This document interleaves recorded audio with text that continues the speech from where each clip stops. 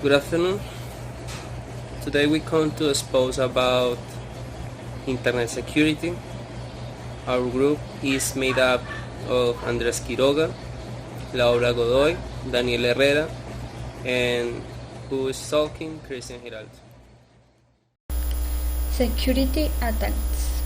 A computer attack consists of taking advantage of some flaw in the software, hardware, and in the people who are part of a computer environment to obtain a benefit, generally of economic condition. Attacks categories. In a communication there is a normal flow of information from a source to a destination that is exposed by four attacks. 1. Interruption. There is an attack against an availability. A system resource is destroyed or becomes unavailable. For example, destruction of a hardware item or cutting a communication line. 2. Insertion. It is an attack against confidentiality. It occurs when a program or process accesses a part of the system. It is the most difficult security incident to detect. For example, access to a database and entry through the network. Modification. There is an attack on integrity and confidentiality. The information is not only intercepted but also modified without authorization. This is occurring during transportation from origin to destination. For example, by modifying the content of the message. 4. Fabrication. It is an attack on authenticity and authority, ensuring insert counterfeit objects into the system. For example, computer viruses, Trojan horses, and reproducing and authentication messages. Security properties. The previous four attacks violate the security properties that are integrity, confidentiality, authentication, non-repudiation, and availability. The security properties describe a desired characteristic of a system with respect to a certain type of attack. The first, integrity. It is the ability to guarantee that the data has been modified since its creation without authorization. This property is important because it protects the transmitted information against modification. For example, when we are carrying out banking procedures on the internet, it should be ensured that no intruder can capture and modify data in transit. The second is confidentiality. It is when the transmitted data is protected so that unauthorized third parties have access to that information. For example, when making a bank transaction over the internet, the information must be encrypted. Third, authentication is refers to ensuring that the information is authentic. It occurs when the user can apply some way to verify that side persons is how the side they are. For example, the verification of identity of the user, generally when entering the system or the network, or access a database, a username and password are used. Fourth, non-repudiation. This is when the sender or receiver is prevented from deigning a transmitted message. When a message has been transferred, the sender can prove that it's been received. Similarly, the receiver can prove the message has actually been sent. For example, the WhatsApp messaging system has an encryption system.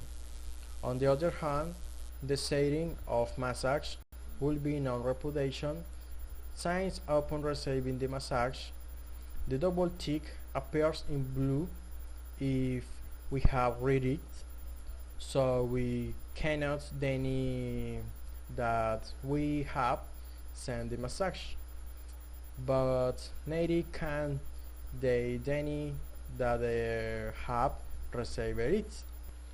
Fifth, availability. It is the ability to guarantee that both the system and the data will be available to the user all times. For example, in the importance of this objective for a company in charge of impeding trading course at a distance. It is the constantly receiving inquiries download the website, so it should always be available to its users. I talk about the security mechanisms. It is a technique used to implement a service. It is that mechanism that is designed to detect, prevent or recover from a security attack. These mechanisms are divided into three classes: attack prevention, attack avoidance, and attack detection. Attack prevention. It is a class of security mechanisms that contains ways to prevent or defend against certain attacks before they can reach and affect the target. An important element in this category is access control, a mechanism that can be applied at different levels, such as the operating system, the network or application layer. The most important access control system at the network layer is a firewall. The firewall prevents attack from outside against mechanisms on the internal network by denying connection attempts by unauthorized third parties. When an attacker compromises a server machine being a secure firewall, all other mechanisms can be attacked for the new base without restrictions. To avoid this, one can use two firewalls and the concept of demilitarized zone. The objective of a demilitarized zone is to deploy a system that must provide service to connection from the internet, separate from the internal network where work, computer, file storage, backup copies, and other types of systems are located. In the DMZ large internet traffic circulates generated by the internal network. This allows centralized monitoring of packet traffic. The DMZ is established by implementing a firewall between the local area network and the Internet. There are two structures through which to establish an MDV. DMZ. There are two structures through which to establish a DMZ. DMZ with a single firewall.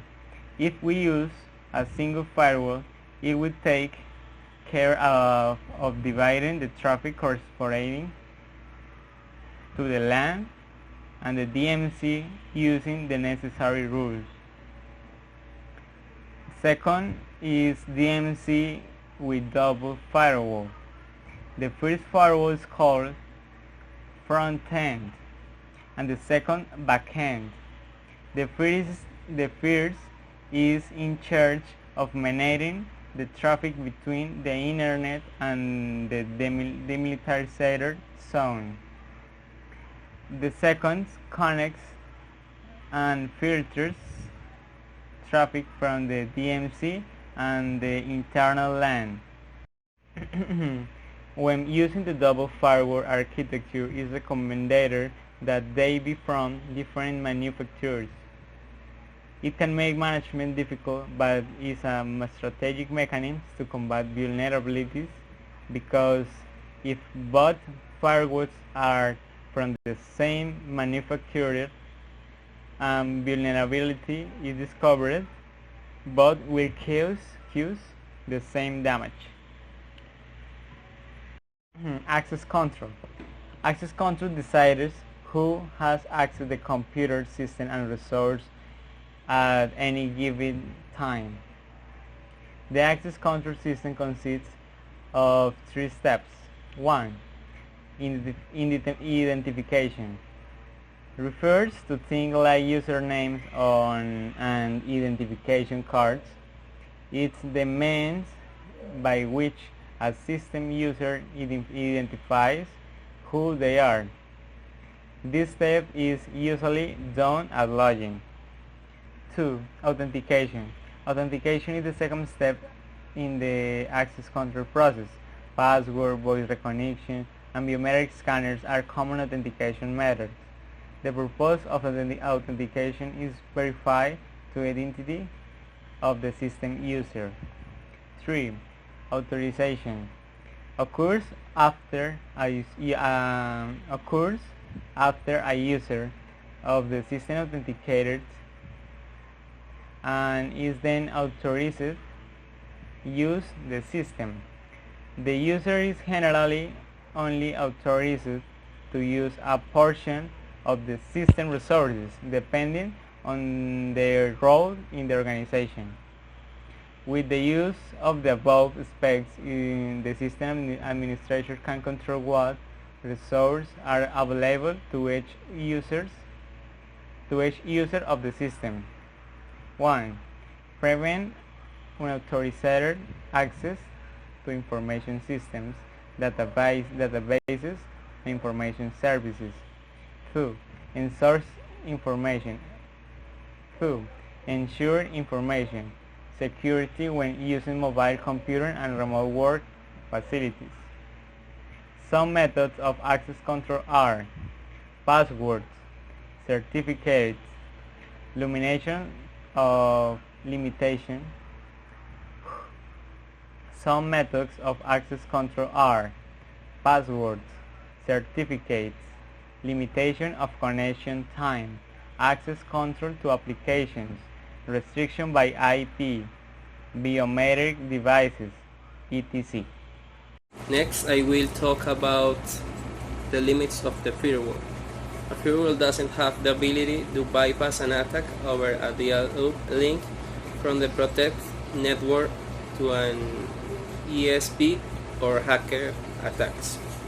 Firewall doesn't help when attacks are against targets whose access has to be permitted. It is not possible to protect against the transfer of virus-infected programs or files. Firewalls can be divided in two main categories: a packet filtering router or short packet filtering. Is an extended router that applies certain rules to packets that are sent. Packets filter rules operate off the headers fields used by the underlying communication protocols. For the Internet, they have the advantage that they are cheap, as they can often be built on existing hardware. The proxy server acts as a relay at the application level. The user contacts the gateway so that it provides a certain set of application services. This enables authentication of the user requesting a connection and session-oriented scanning of exchanged traffic down to application level data. This feature makes application gateways more secure than packet filters. Another important element in the set of attack prevention mechanisms is the strengthening of the system. System strengthening is used to describe the steps that are taken to make a computer system more secure. Initial configuration changes that are part of system strengthening include removing unnecessary services, applications, and accounts, and enabling operating system auditing. That's all for today. Thanks for your attention.